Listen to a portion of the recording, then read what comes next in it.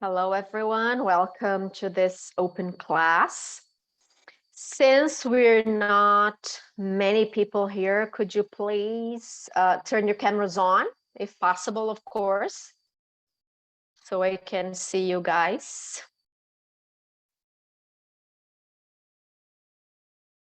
Okay, no problem at all if you're having problems. So welcome to this open class.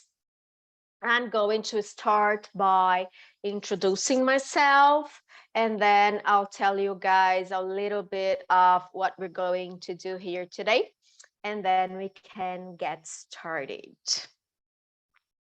So let me share my screen with you. Very well.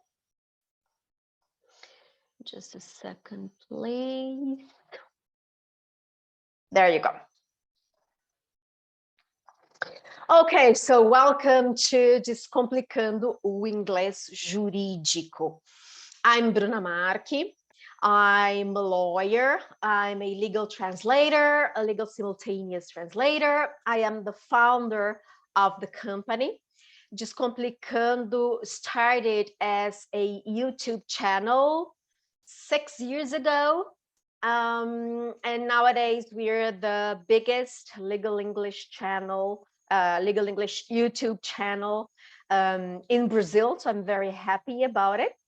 And next month, Descomplicando will have its 4th anniversary. So I'm very happy to have the channel and also the company, which has been growing since 2018. I'm also a legal English and comparative law teacher and lecturer.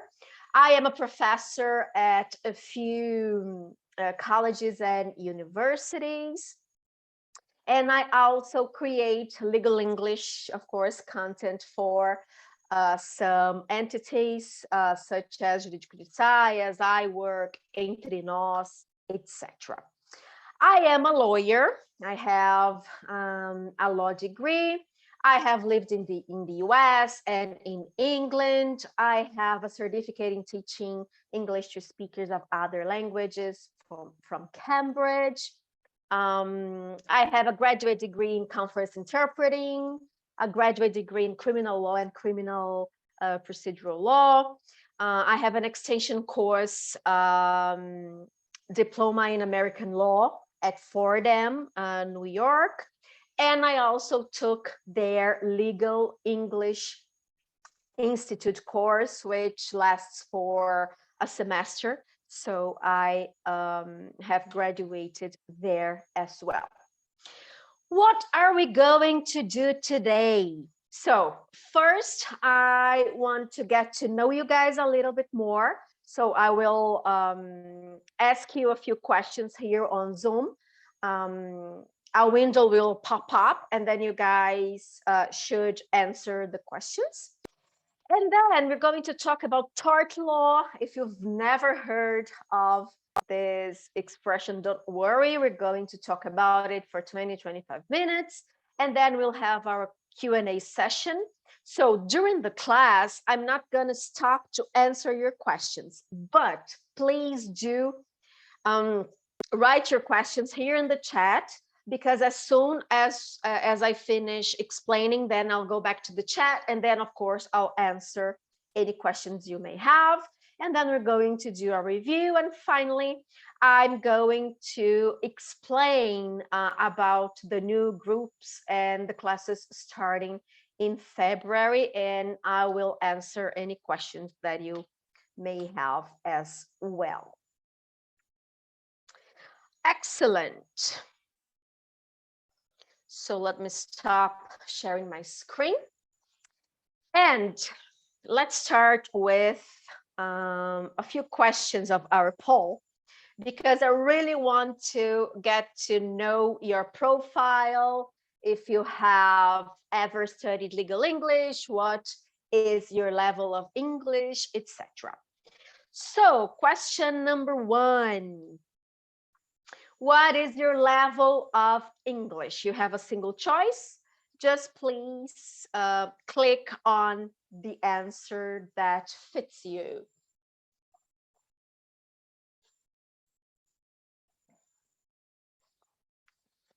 A few more seconds to go, and then we'll finish, or we'll end the poll. And for those who are just arriving, please, if you could answer this question that is on your screen. Let me end the poll and share results. Excellent. So 43% of you have answered that you have intermediate level of English, and 57% advanced. Excellent. Here at Descomplicando, we also teach basic level students. So if you've never, or if you have a colleague who has never studied English before and wants to start studying English, having this legal English perspective and vocabulary, we also do that here. But you guys are intermediate or advanced, so excellent. You have advantage over people who have basic English. Okay, now question number 2. Have you ever studied legal English specifically, either by yourself, or have you ever participated in a course or something?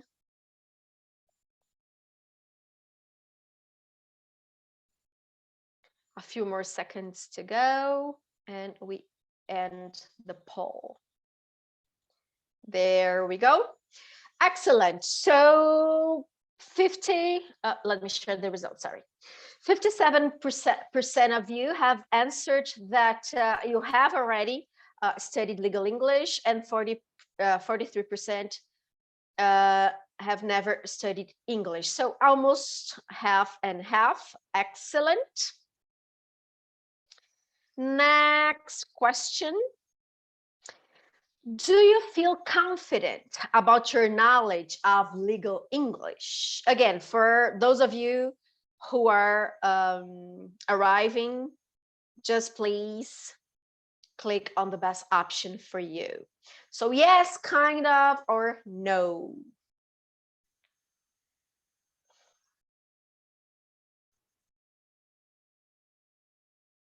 Okay, let me share the results. There you go. I apologize in advance. Unfortunately, I'm going to cough a lot in the session because I am just recovering from COVID. It's the second time I get it, but so I'm sorry, but I'll cough a lot, unfortunately. Anyway, so 9% of you said, yeah, I feel confident about legal English, 55% kind of, and 36% no. So I can see here the majority of you, 90% of you, do not feel comfortable speaking legal English, writing legal English, etc. So that is here why, I'm sorry, that is why we are here today. Very well. And last but not least, I want to know if you have plans to study legal English in 2022. A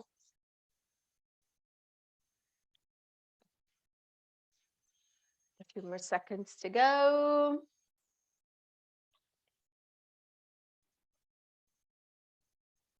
And let me end the poll.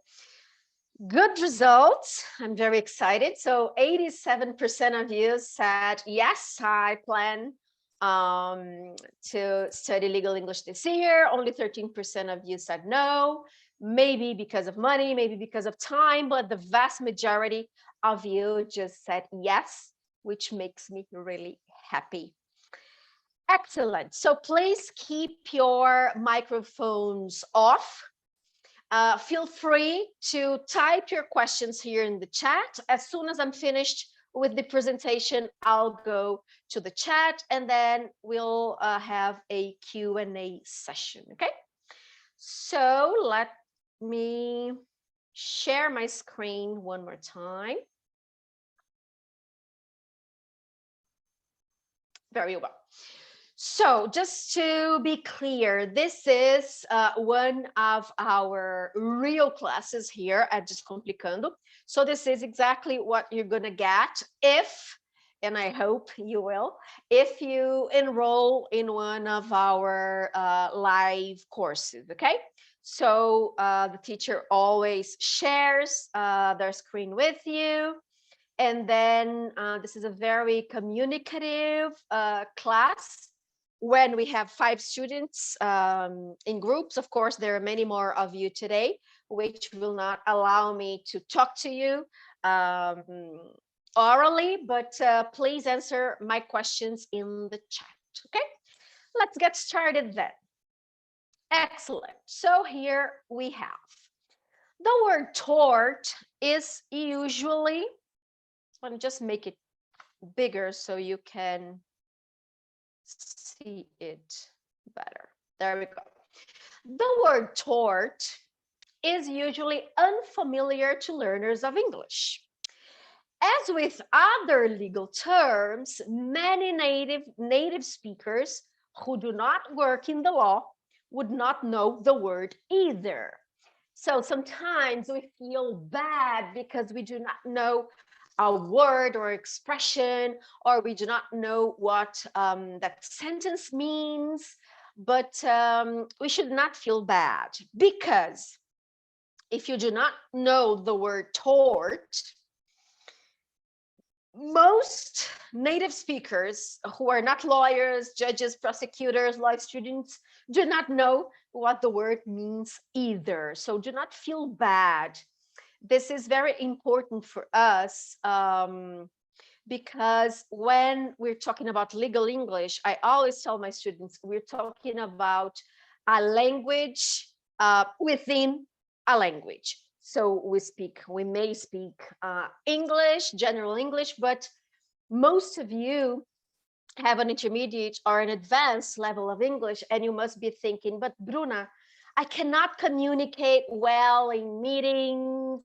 When I write emails, I do not know the technical terms, and this is exactly what we're here for, okay? So do not worry if you don't know what the word tort means. But what do you think it means? So please here in the chat, write what is the meaning? What is the meaning of tort? Please type what your guess is, or if you really know what it is. Natalia is asking, responsabilidade civil, Vinicius, delito. You can read the translation, that's perfect, no problem at all. Gracia said direito penal. Any other answers? Responsabilidade civil, dano. Excellent. This word can be very confusing. Let me share my screen again. This word can be very, very confusing. I totally understand it. And let me show you the answer to this question. Tort é um ato ilícito civil, desculpem, é um ato ilícito civil extracontratual. Em alguns contextos, a gente também pode traduzir como responsabilidade civil. So in our classes here, the teachers, right, the instructors always translate the technical terms. So the classes are in English, but we think it's really important for you guys to know the exact translation of the technical terms. So anyway, tort, a gente pode então traduzir por ato ilícito ou responsabilidade civil, depending on the context. Where have I found this definition here of tort? I have found it in a legal English dictionary, which is the only one that we recommend at Descomplicando Inglês Jurídico. So if you want to download this dictionary, this is a present to you guys. So just go to this link here and let me, there you go. The link here is in our chat. Feel free to download this dictionary. This is the best one that there is in the legal English world. Excellent. So now we know that a tort can be translated as ato ilícito or responsabilidade civil, depending on the context. And now I have an exercise for you guys here. The area of tort law covers a wide range of cases. Match these case descriptions 1 to 3 with the case names A to C. Tort law. How can we translate tort law in this context here? Any idea? The area of tort law covers a wide range of cases. How can we translate tort law in this case? Let me paste the sentence here. Anyone would be able to translate tort law in this context? What do you think?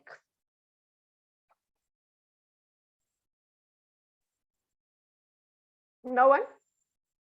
Okay, no problem. Let me share the screen again. So in this case, tort law means responsabilidade civil. When we study civil law in Brazil, responsabilidade civil is one of the modules, let's say, that we study here, right? In the United States, tort law is a separate field. Of course, it's related to civil law, of course, but this is a very separate field. So they have this subject called tort law, which means for us responsabilidade civil. Before we go to the exercise, before we start the exercise, I want to know if you guys know a few words and expressions. Have you ever heard of this expression here, wrongful death? If you have, please let me know here in the chat what you think it means. A Ellen respondeu aqui tort law como civil law. That's what I just explained, okay, Ellen? So in this case, tort law, responsabilidade civil. What about wrongful death? Does anyone have any idea of what it means? No answers here, no problem. This is very specific. Wrongful death é tipo, sorry, é tipo de crime que não é tipo de ato ilícito penal que não é criminalizado, não é tipificado no Brasil. Então, wrongful death não é tipificado dessa forma como é nos Estados Unidos. É uma morte que gera responsabilidade civil. So, for example, a driver is driving his car and then this driver kills a pedestrian. In the United States, in Brazil too, right? So this is classified as wrongful death. Why? Because the family of the victim, of course, because the victim is dead, the family of the victim can file an action to get money para ter uma indenização em dinheiro, obviamente, né? Indenização em dinheiro. And also the Ministério Público, they can file an action, a criminal action or a criminal lawsuit. Então, wrongful death é essa morte que, obviamente, gera penalidade na área penal, na área criminal, e também responsabilidade civil na área, nessa área específica, right? Next one is, how can we say Ação penal, processo penal in English. Does anyone know? Does anyone want to write here in the chat? How can we say ação penal, processo penal?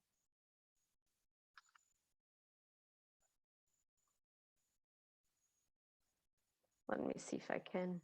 Yeah. Okay. So criminal prosecution. When we talk about prosecution, we are talking about the criminal area, right? So, se você quer dizer uma ação penal, um processo penal, a criminal prosecution. Excuse me. E como é que a gente diz processar? Ou processar por alguma coisa, processar por danos morais, processar por alguma coisa desse tipo. Take a look at how we say that. Ellen said sue. Excellent. Very well, Ellen. So sue, sue for. Então, processar por alguma coisa, olha só a preposição aqui, for, to sue for something. And then we have these two words that make a huge confusion. Damage and damages. Who knows the translation of damage and who knows the translation of damages? I know there's only an S here, but this S makes all the difference. Does anyone know what damage and damages mean? Indenização, excellent. So damages, indenização. And what about damage? Dano, indenização. Damage é dano. Excellent. That's it. Tomem cuidado. Quando vocês quiserem dizer danos, não falem damages, porque a palavra damage, significando dano, portanto, ela é incontável. Então, a lot of damage, some damage, okay? Because if you insert the S, the meaning changes completely. Very, very tricky. Damage é dano e damages é a indenização que alguém recebe por dano sofrido. Cuidado aqui, ok? And then, how can we say conceder in English? O juiz concedeu a indenização, o juiz concedeu o pedido para a parte. Como é que a gente fala conceder in English? Any idea?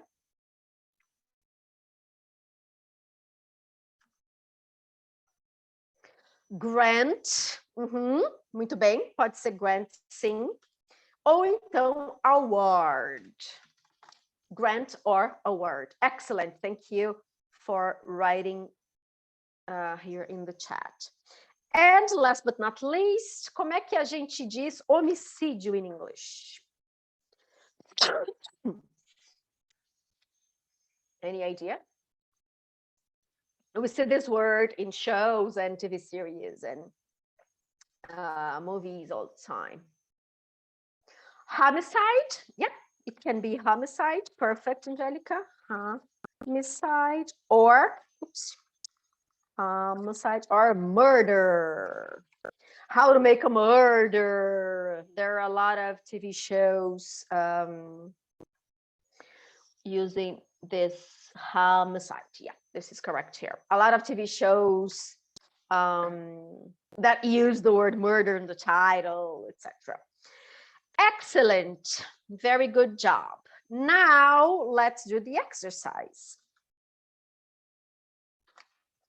So here, let me do this. Yeah. So what you have to do is you have to link number 1, number 2, number 3. So number 1, you actually need to match, right, the numbers to the letters. Number 1, a civil case for wrongful death which followed an unsuccessful criminal prosecution for murder. This is the case. The second case, an urban legend about a woman who sued a company for damages because the instruction manual for her microwave oven gave no warning against the way she used it. Number 3, a 1994 case in which $2.7 million in damages were awarded. So number 1 is letter A, letter B, or letter C. And here we have the name of the cases, right? Liebeck or Liebeck. V. McDonald's Restaurant, The People v. O.J. Simpson, and Hubbard v. Speedy Cock. So Ellen is saying number 1 is letter B. What else? What about number 2? And Natalia said number 1 is B, number 2 is C, number 3 is A. Natalia, number 2, letter C.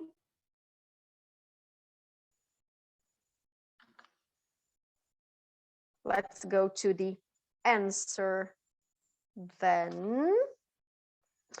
So, a civil case for wrongful death, which followed an unsuccessful criminal prosecution for murder. This is The People v. O.J. Simpson. There is a very famous TV show that deals with this case. We're going to talk about it in a while. Number 2, an urban legend about a woman, blah, blah, blah, blah, blah. This is letter C. And Davi got it right. A lot of people got it right. Excellent. What have I done here? Sorry for that. Okay, so letter C, Hubbard v. Speedy Cook. So this case does not exist in real life. This is an urban legend. And finally, a 1994 case in which $2.7 million in damages were awarded. This is Liebeck or Liebeck v. McDonald's Restaurant. Excellent. So these 2 cases here, they are tort law cases. Cases of people filing for damages, right? They wanted damages when they filed their suits. And The People v. O.J. Simpson is a typical case of wrongful death. Because O.J. Simpson, he was accused of, charged with killing her ex-wife and his ex-wife's boyfriend. But the jury found him not guilty, so he never went to prison for this crime. But the families of the victims filed a civil lawsuit, and then they were able to collect damages. So this was a typical case of wrongful death. Excellent. Good job, all of you. And now I will play here a video. Watch the following video. Is the description in number 3 accurate?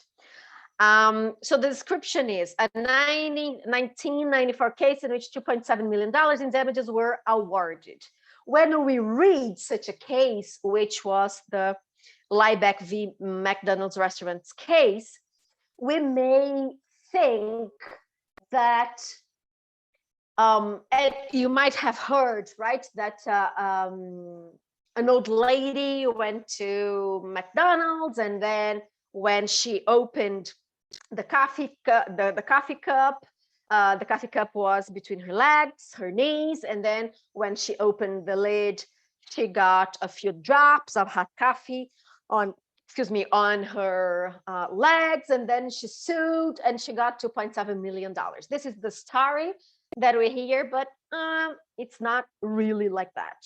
So let's watch this video. And then please tell me after we finish the video if the description was accurate or not.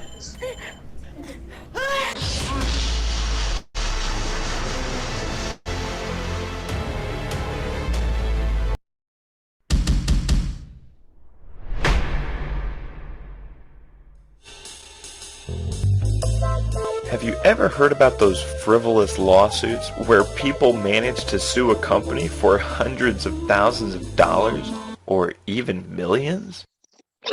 For example, have you ever heard about the lady who spilled hot coffee on herself and then turned around and sued McDonald's for millions? What about the workman who placed his ladder in manure, slipped, and sued the ladder company? Ludicrous, right? While I'm not here to take sides, I do want to point out some other facts. Did you know that McDonald's was brewing their coffee so hot and that they knew that if someone spilled it on themselves that that person would suffer severe burns in mere seconds? McDonald's received over 800 complaints from customers injured by their coffee, and McDonald's never changed their behavior. After accidentally spilling coffee on herself, Liebeck, a sweet elderly lady, suffered severe burns and skin grafting so bad she couldn't walk, and the doctors feared for her life. Liebeck contacted McDonald's for help in her $10,000 worth of medical bills that had resulted from her injury. McDonald's, they never responded.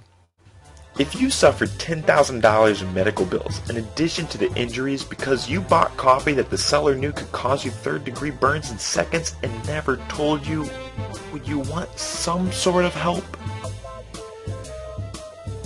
Again, I'm not here to take sides. Rather, I want to point out that what you may have been told about these lawsuits may not have been the whole story. How about the workman who placed his ladder in manure, slipped, and then sued the... Let's stop here because this is what I wanted to talk about. So actually, in this case, they say in this video Liebeck, right? But a few people say Liebeck. Anyway, so McDonald's knew it was selling very hot coffee. Yeah, I'm still sharing my screen, right? Yeah. They knew they were selling hot coffee, but they just kept on doing that. And then Liebeck was 74, I guess, at the time. I'm not really sure, but she was in her 70s. And then she suffered third-degree burns all over her legs, and she was hospitalized for a few months. And she spent $10,000 on medical bills. Let's keep in mind that the United States does not have a SUS, right? Universal coverage for health. So she had to pay $10,000 out of pocket. And then she tried to talk to McDonald's and tell them, listen, just give me my $10,000 back and we'll be good. But McDonald's refused. And then she filed a lawsuit, and nobody knows how much she made, how much the judge awarded her. Actually, sorry, it wasn't the decision of the judge. Stella, Liebeck, and McDonald's reached an agreement, and nobody knows how much she got. So this $2.7 million is what or is how much the jury awarded her, but she, her lawyer, and McDonald's reached an agreement, okay, and nobody knows how much she got. So this was the story, the real story I wanted to tell you. And for this case here, for the people v. O.J. Simpson, we have this great Netflix show called American Crime Story, and they talk about this case. They show all the prosecution, and this is really interesting. A lot of good vocabulary, a lot of things to learn about American criminal procedure. So I highly recommend that you watch this show. And our last exercise today is the following. So complete the definition below using the words in the box. And the definition is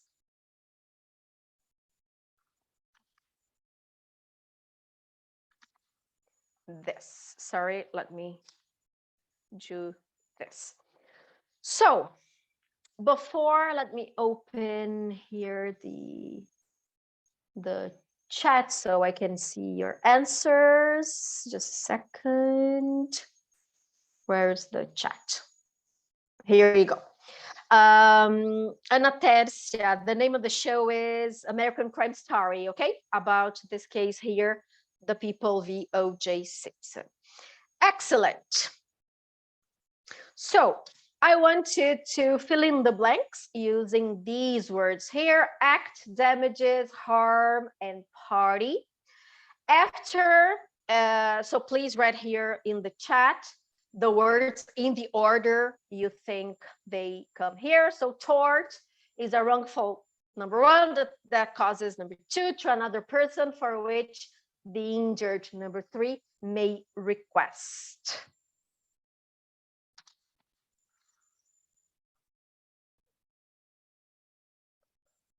While, oh, okay. Thank you, Natalia. You said number one, act, harm, and party. Ellen, act, harm, damages. So let's see what each of these words mean, right? So act é ato, então ato lícito, ato ilícito. Aqui é bem literal, act como ato. Não tem problema nenhum aqui. Harm. Harm é o dano. Então a gente pode falar harm ou damage para dano. Sem problema nenhum, são sinônimos. E a party não é uma festa, segundo o Google Tradutor. Some time ago, a year ago or something, when I wrote a sentence there with the word party, Google Tradutor said to me, party é uma festa. E aqui, obviamente, por causa do contexto, é a parte. And what is the answer for that?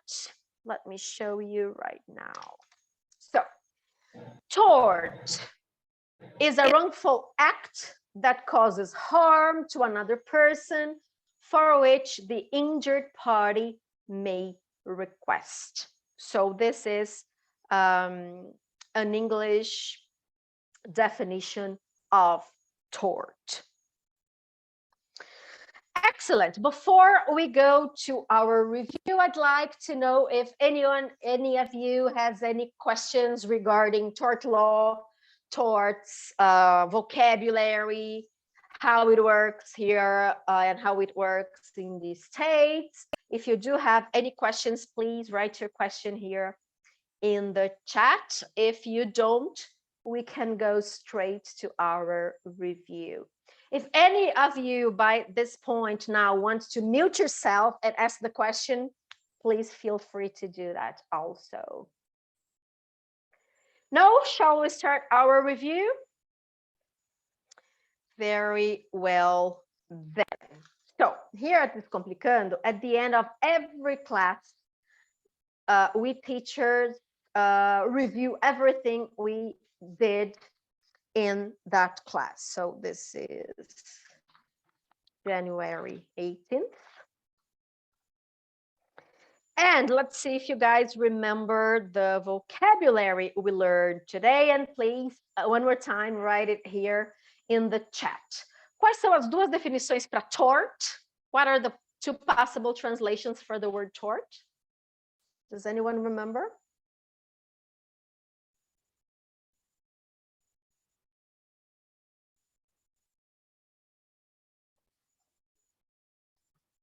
Nope.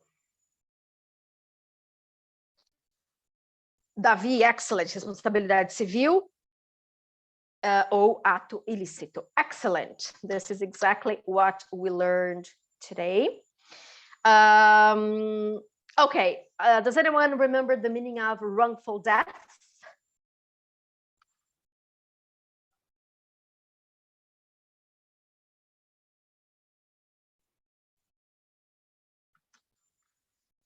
Wrongful death é a morte que gera a responsabilidade civil. How to say ação penal, processo penal. Criminal prosecution, a morte decorrente de ato ilícito que gera a responsabilidade civil, ok? E aí ação penal, processo penal é a criminal prosecution. Does anyone remember how we can say, processar in English?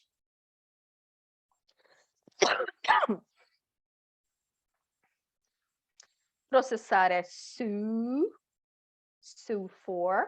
A diferença de damages e damage. Ana Tércia, então sue é o processar no geral, né? E charge é acusar, tá? Então charge é acusar alguém criminalmente, cuidado. Natália, dano e indenização, excellent.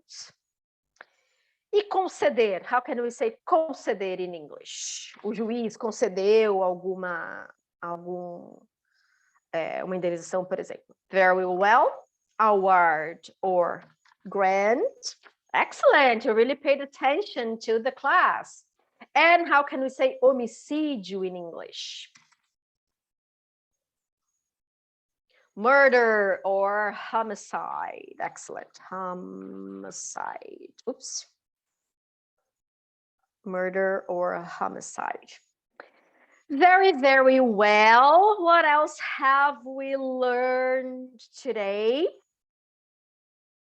How can we say ato? Ato ilícito, ato lícito.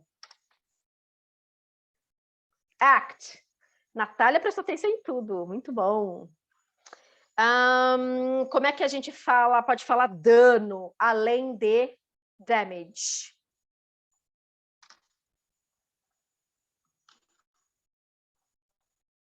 Harm. Excellent job. And parte, de parte processual. Party. Very good. And we also talked about these two cases here. The people, the O.J. Simpson. Oops, no, it's not the one we talked about. Sorry. And then Liebeck v. McDonald's Restaurant. Aqui, toma cuidado, porque esse the people, most of the time when I watch a TV show or a movie, and then they have this, the people v. O.J. Simpson, for example, os legendadores legendam como o povo. E aí nós, advogados, sabemos que não é o povo que entra com o processo penal, né? Então, quem é o titular da ação penal pública? O Ministério Público. Então, dica, traduzam the people, quando the people estiver acusando alguém de algum crime, como Ministério Público, ok? Ministério Público. So, today we learned 1, 2, 3, 4, 5, 6, 7, 8, 9, 10, 10 new expressions, or we have reviewed 10 expressions you've already knew. And so this is how our classes are presented, okay? So we study all the vocabulary. Of course, here you didn't have the opportunity to talk to me because you're many students, but in our groups we have up to 5 students, and then the teacher talks to the students talk back to the teachers, and they correct pronunciation and stuff. Let me stop sharing. Let me see what you said here. Ana Beatriz, could you comment on manslaughter? E aqui tem uma... Eu fiz isso porque eu poderia passar 1h30 falando disso.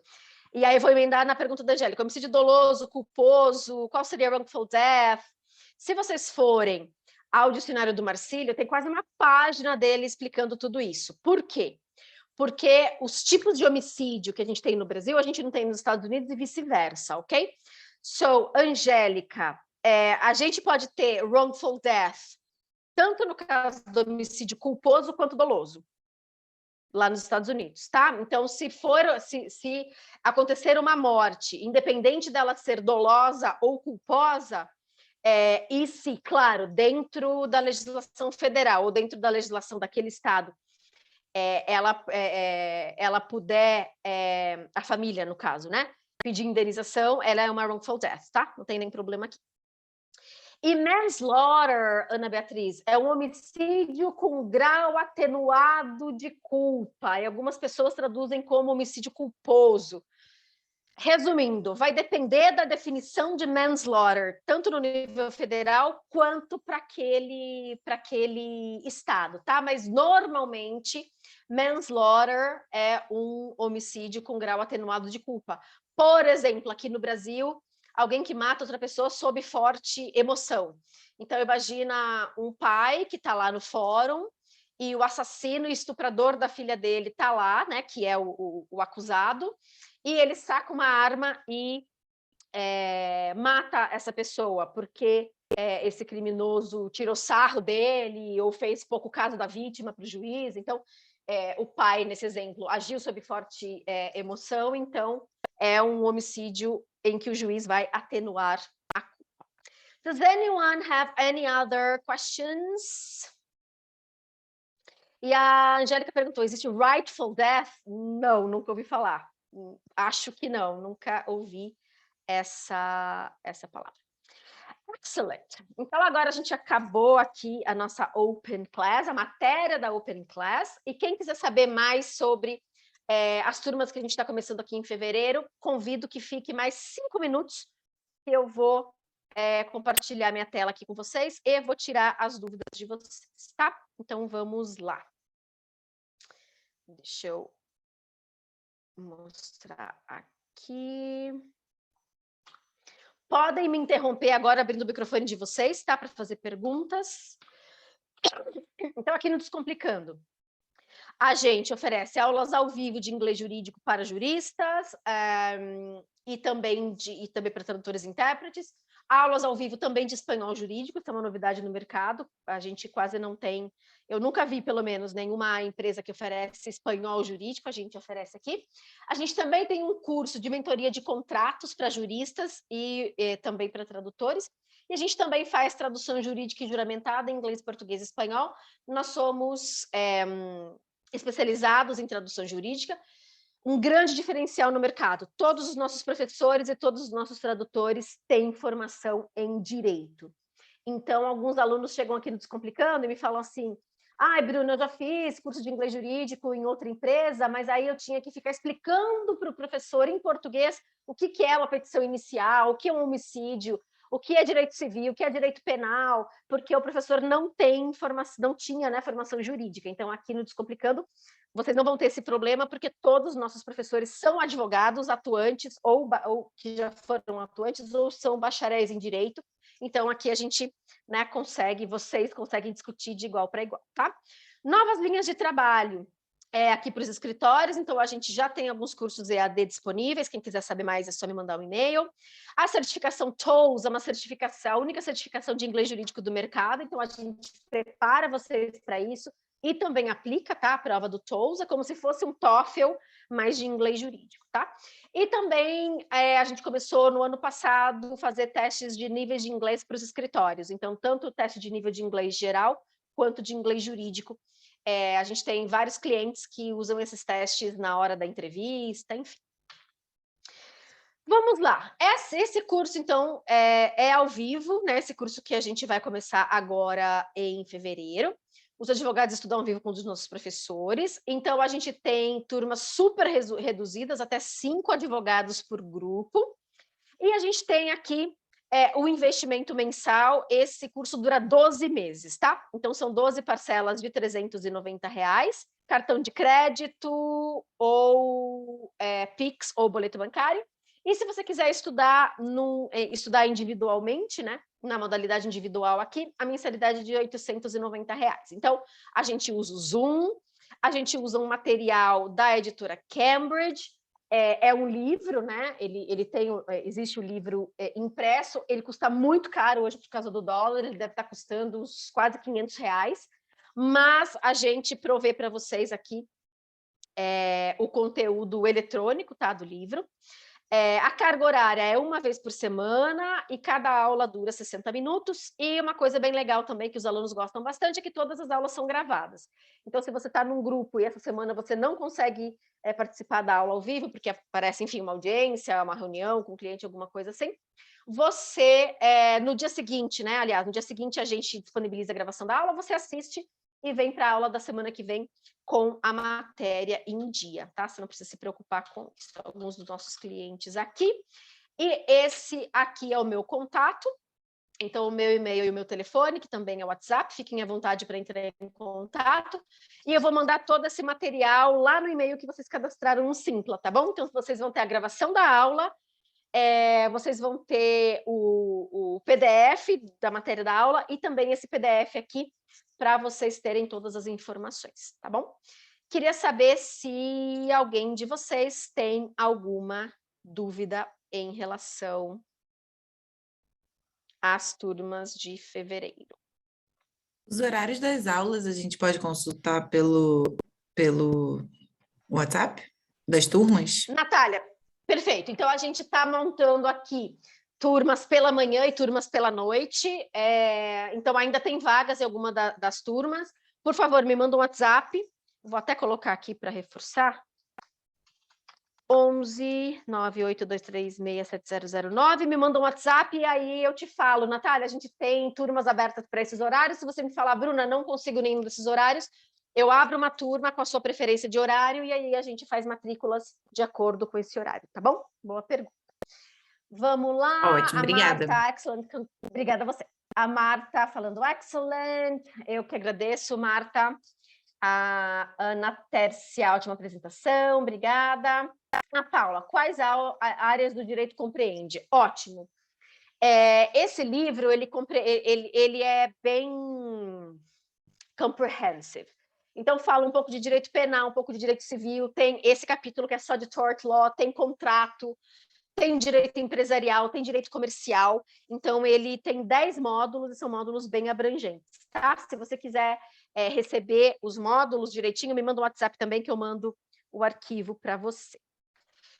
Ana Tércia, o curso de 12 meses está disponível para tradutores e intérpretes? Sim, mas é um outro curso. Eu vou dar uma aula demonstrativa agora, uma aula aberta, né, na quinta-feira. Aí é um material que eu mesma put together ao longo dos anos, então é um material próprio do Descomplicando, as aulas são em português, e aí a gente ensina conceitos de direito brasileiro, conceitos de direito americano, porque a maioria dos tradutores e intérpretes não tem formação jurídica, né, como os advogados, que obviamente têm formação jurídica.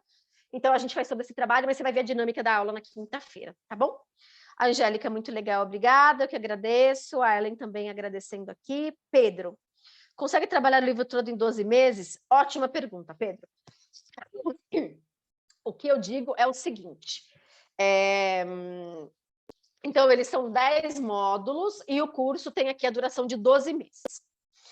Se ao final dos 12 meses o grupo quiser continuar, a gente não tem mais um contrato fechado. Vocês podem continuar por mais 1 mês, 2 meses, 3 meses. A gente tem grupos que estão com a gente aqui há 2 anos, 3 anos, e no mês que eles quiserem parar, não tem problema nenhum, não tem multa nem nada, tá?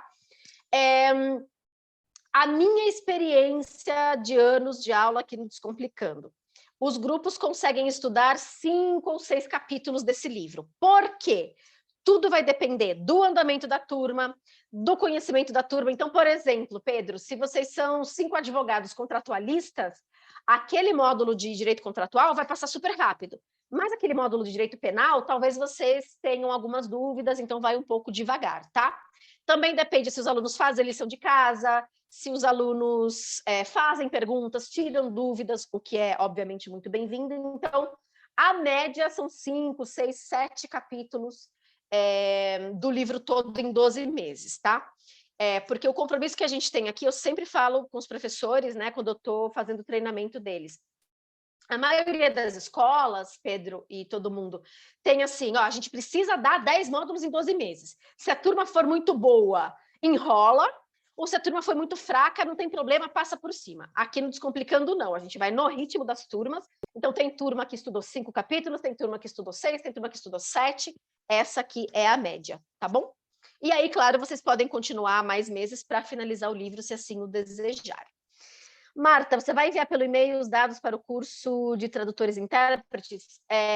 Marta, na quinta-feira eu vou dar essa aula aberta, e aí, para quem se inscrever na aula do Simpla, eu vou mandar também todas as informações do curso. Mas se você quiser saber, me manda um WhatsApp, por favor, e aí eu te mando tudo direitinho também, tá bom? Pedro, e as turmas abrem apenas nesse período do ano? Não, a gente abre turma, Pedro, em todos os meses, e também, se você quiser estudar individualmente, pode começar em qualquer período do ano. É que o nosso boom de matrículas é em janeiro para as turmas de fevereiro e em julho para as turmas de agosto. Mas vocês podem começar, a gente forma turmas a qualquer tempo, tá? Então, as turmas têm no máximo 5 alunos, e a gente começa as aulas quando a gente tiver 4 matrículas naquele grupo, tá bom? Eu que agradeço. Paula, onde me inscrevo para a aula de quinta? Acho que me inscrevi errado. Deixa eu procurar aqui para vocês já. Peraí, Paula, você deve ser tradutora, né? Deixa eu procurar aqui já o link e eu já coloco aqui, tá bom? Tradução jurídica aqui, ó.